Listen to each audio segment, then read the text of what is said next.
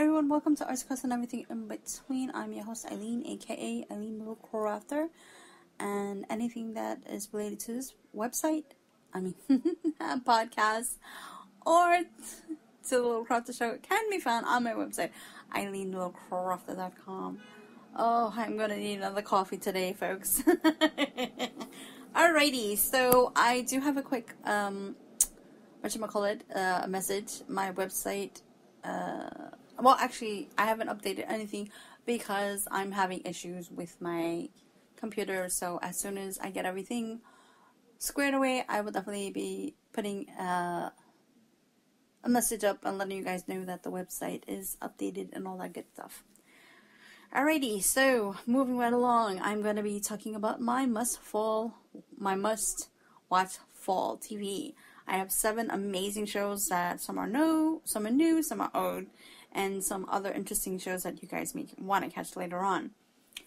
If these don't catch your fancy, I know that there's a lot of shows out there that people are finding interesting, that are going on with seasons 2s, 3s, whatever's. But these are just the shows that I find interesting. I like shows that are horror-based, action-based, not into cat fights, not into too much drama. I like drama, but when it's appropriate. I'm more action-packed type of deal. I like twists, turns, and, science fiction, I guess, and ghost stories, as you guys know. Or if you have not know, yes, I love a good ghost story.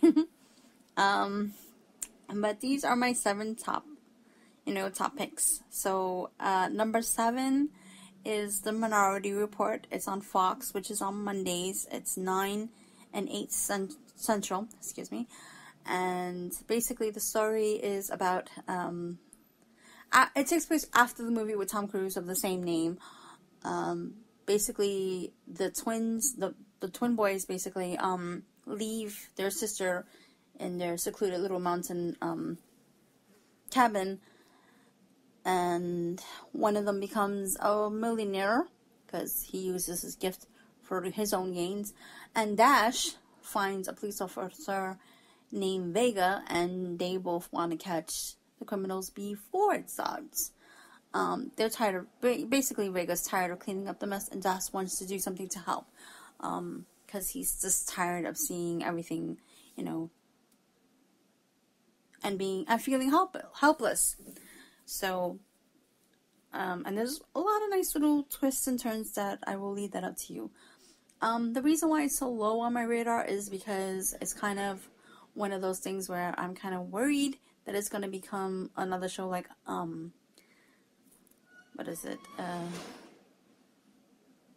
Being Human, which I was so disappointed. I love that show. And it also has a kind of like anime / live action feel to it. So it kind of feels like it's trying a little too hard. Alrighty, moving right along. Another show that kind of feels like it's trying too hard with a larger than life character. Kind of arrogant, a little smug. But, has a good side to him and somewhat of a good heart. Rosewood. Which is on Fox. It's on Wednesday, 8 and 7 Central. Rosewood basically is a doctor who, pathologist, I think it's called. And he charges, the police department to look at the dead bodies. But he charges to the nose, so they really don't want to work with him. And they call him a pain in the butt. But, they do cross paths a lot. And there's a new detective that he likes, and he likes to work with her. And he says that he'll only offer her a discount on her cases. And they seem to be bumping heads a lot. It's really interesting. She's trying to put her life back together. And Rosewood is basically trying to live his life. He has a bum heart. He basically had that condition since he was a child. So it's pretty interesting to see how this progresses. Coffee is amazing today. Got some coffee from a new coffee house across the street. It's awesome. Alrighty, so that was number 6. Number 5. Oh, and by the way, you can catch Rosewood and Minority Report also on Hulu. Don't know how long the episodes are going to be there, but you can give it a check.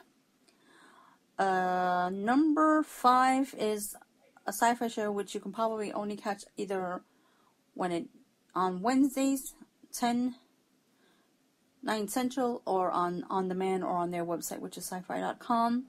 It's called Paranormal Witness True Terror. I love the show, and I feel that this season, I think it's season number 3, don't quote me on that, is even darker, and the stories are more darker, more gruesome. Not gruesome, but just a little darker, and I like that. It's more intense this season of the stories. Basically, these stories are told by the people that either witness stuff, not witness stuff, who've had to live through it, and the teams that had to help them. Sometimes they're able to either work with the spirit, kind of live coexist with one another. Sometimes they have to vacate or have the spirit removed. So it's really interesting how the stories progress. Moving right along. So that was number 5. Number 4 would be Quantico, and I'm not gonna lie, if you guys suffer from any post-traumatic stress disorder or anything that would make you feel uncomfortable, this may not be the show for you. It has to deal with the bombing of Grand Central Station here in New York, so you can see where I'm going with this. It may trigger some stuff about 9/11. Who knows? I'm not an expert on this. It has to do with a rookie who has to go through training, and later on she becomes an FBI agent, and one day wakes up in the middle of rubble on Grand Central Station. So that may be a little traumatic to some people. Don't know for sure, but just giving a heads up. You know how that goes. Anyways, guys, so she wakes up. They take her in, and they start questioning her and asking her about what happened in Quantico, because we got a tip that it was one of these trainees. And then later on, it turns out that they suspect her. They arrest her. She escapes. And it goes back and forth in between her trying to escape to her days in Quantico. Of each character, they give a story about. So it's pretty interesting. Moving right along. Number 3 is The Player. Alex Cross, basically, I think his name is Alex. I don't remember the last name, so let me just call him Alex. Alex basically was a mercenary. Not a mercenary, I don't want to say. He basically worked for the government, and he later on became a guy he didn't like. He got shot, a woman found him, they fell in love, they got married, got divorced. She later on gets killed, and he wants to find out who killed her. And there's more to the plot. I'm not going to give it away. But the game is basically a bunch of rich people that you never see, and they either bet or for the bad guy or the good guy. And the good guy basically is called the player. They have a house, and they have the dealer. The dealer is played by Wesley Snipes. The dealer basically asks him if he wants to play. Well, he does have to play. And he tells him what the rules are and how long he has, or if there's any time constraints. And the house basically is his only resource, which means he only can go to one person to ask for help. He can't go to anybody else or anywhere else. He has to have the main character, Cassandra, help him throughout these cases, and he either has to stop him or it is what it is. And I like it. I think it's a very interesting type of deal. I don't like the fact that there's rich people out there that don't have nothing better to do with their lives, are truly extremely bored, and are betting on crime when they could probably stop it. So yes, so Alex is basically one of those people who says, okay, I'm going to stop this and find out what happened to my wife, because he doesn't feel that she's dead. So number 2, guys. Okay, I don't know. Let me backtrack. The Player is NBC Thursdays 10, 9 Central. Also, you can find that on Hulu. Number 2, loving this show ever since scene 1. I watched the making of that scene, and it is incredible how they can close down Times Square. No people, no whatever. But if a bomb threat was called through, that's basically what it would look like. Not even through Hurricane Sandy. My husband said that he had to drive through there because of circumstances. And he was driving through there, and he said that the lights were on, there was people all around, like, everybody was going to normal. But this was crazy how, yes, okay, it's a bomb threat, so nobody's going to be there, but it's just really amazing that they closed it down for a film crew. That is just unheard of, in my opinion. I've never seen that, or even heard of that in my lifetime. Okay, so the blind spot. Basically, Jane Doe is tattooed, found in a bag, and nobody knows where she's from. So she comes out the bag, she's naked, and a bunch of tattoos. So they bring her into the FBI agency, and they basically find out that all the tattoos on her body are brand new.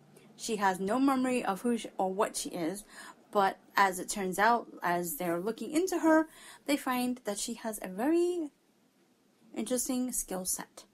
She can speak Chinese, she can use a gun, she can drive, and she's very good at martial arts. And the story keeps on going as is, and it is one of those, each episode just gets better and better. So again, Blind Spot, which is on NBC Mondays 9 Central. Again, you can also see that one on Hulu. So that's my number 2. Number 1, please. Drum roll. Yay! Woohoo! So excited. It is number 1, Blacklist. NBC, Thursdays, 9 o'clock, 8 Central. Wow. Wow. So happy. Okay, so as you know, the Blacklist is about Raymond Reddington. And now it turns out that poor Lizzie is on the run, and Red has been bumped to number 2, and now Lizzie is on the number 1 most wanted. Excuse me, I'm so excited. She's on the number 1, which is horrible. Yeah, I can't believe it. It's just cray. Anyway, so what I want to say is that basically this season Lizzie and Red are on the run, and they're having issues getting her out of Washington D.C., let alone the country. They just can't get out of Washington, period. So yeah, and they have to figure out who or what framed them, and it goes through all these twists and turns. And basically on episode 1,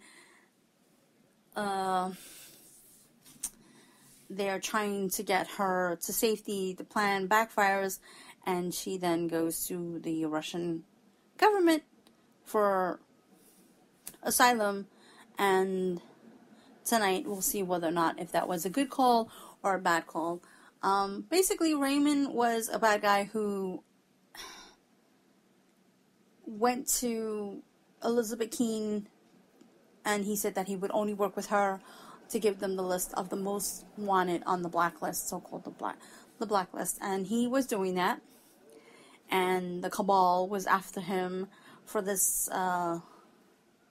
little thing, and it turns out that he is not her father, so-called not her father. Who knows, because you never know with the twists and turns. And she is a daughter of a Russian spy who he was working with or something like that, and he basically is trying to help Elizabeth also at the same time. and keep her safe. So in the midst of trying to keep her safe, things happen and she winds up still in a hot mess. But he's still there by her side, keeping her safe and trying to, they try to make each wrong, turn into a right. So I think that's really interesting. And how are they going to do it to turn these wrongs into rights as they're trying to be on the run and not get caught themselves? It's going to be extremely, extremely interesting. And each character has their own little role to play. So I think that it will be interesting to see how they play it and who gets caught up and what and who and how, things like that. Alrighty, so moving along, and you can also catch that on Hulu as well. I hope that you guys had enjoyed this list, because this list was not that hard to put together. Again, these are just my picks that I really enjoy, and I hope that, you enjoyed too.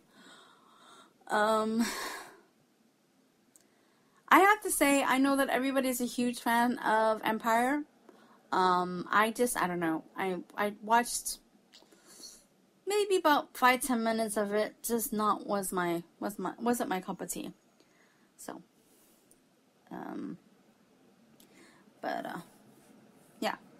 So, anyways, moving right along, some shows that you can later catch up on or think about watching. The Strain is always a good show to catch up on, and season 2 left you with a good space, but also a main character of the show passed. So I am so mad about that, and we shall see what happens in season 3. Basically, it's about the vampires that take over New York. They're sort of looking for a cure. The Master is, trying to stop them. And the Ancients are trying to stop the Master. And they bring in some hunters. The hunters basically got human hunters. And, well, actually, Gus stayed alive. So Gus is still, I wouldn't say under, but he's still obligated to help the Ancients, and a new character was introduced. He's called the Born. He basically is half human, half vampire, and he tracks down Gus, and he brings him back into the fold. And they also introduced another character, which is called Angel, and Angel basically was a Mexican wrestler called the Silver Angel, and I love his character. I think he's cute. I think it's really fun to watch him and Gus interact with one another.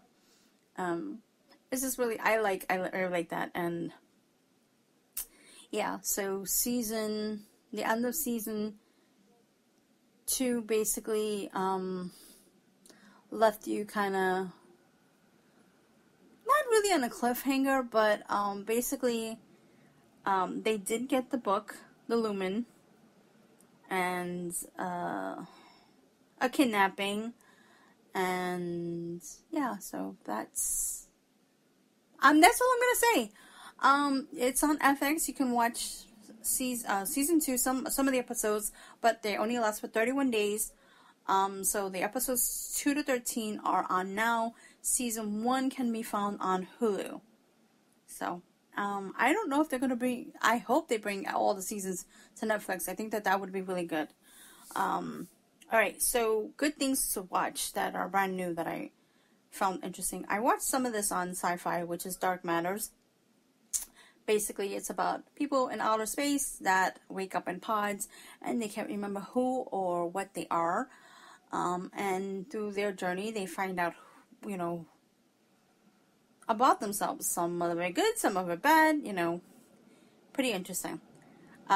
Zoo, which I believe was on ABC. No, excuse me, let me rewind that. CBS, which was a summer show, is now on Netflix, all episodes, and basically it's about how animals turn against humans. So that was very interesting. Again, those are on Netflix.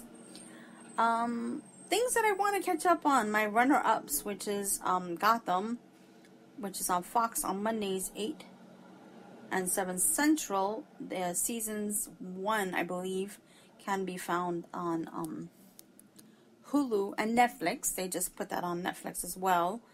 And Sleepy Hollow, which is on Fox Thursdays 9 and 8 Central. Excuse me about that. I don't know why I keep getting these times all mixed up. Anyway, so I know that Sleepy Hollow also can be found on Netflix and also on Hulu. So some of these shows definitely can be found on Netflix, on Hulu, or you can just Google it and find out where you can find them at. Anyway, guys, those were my shows. Basically my runner-ups. I got a little bit bored of... Well, actually, I felt that Sleepy Hollow Season 2 just kind of dragged a little bit, and so I got a little bit bored. Gotham, I don't know, it kind of dragged a little bit, and so, I don't know. I definitely thinking about picking it up. You know, let me know what you guys think about this list. Let me know what's going on, how you doing, if you want to say hi.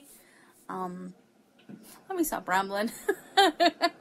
Anyway, guys, so that is my must-watch fall TV. I hope that you guys like the list. And, bye for now.